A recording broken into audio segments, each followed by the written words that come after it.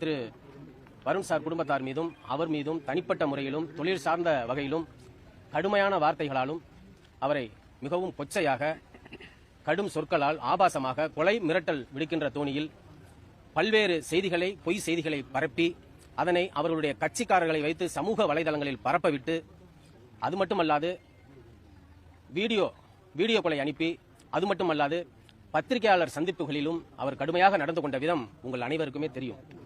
ஒரு நேர்மையான அதிகாரி, இந்திய அளவில் மருத்துவராக அவர்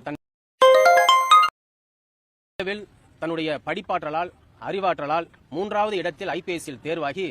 அவர் ஒரு நேர்மையான அதிகாரியாக, அது உயர் பொறுப்பில் உயர் மாவட்ட காவல் கண்காணிப்பாளராக பல்வேறு மாவட்டங்களில் பணியாற்றி அந்த பணியாற்றிய காலங்களில் தமிழ்நாடு அரசின் பல்வேறு விருதுகளை பெற்று சமூக ஆர்வலர்களிடம் நன்மதிப்பை பெற்று அது மட்டுமல்லாது வெளிநாடுகளில் இருந்தும் பல்வேறு விருதுகளை பெற்ற நம்முடைய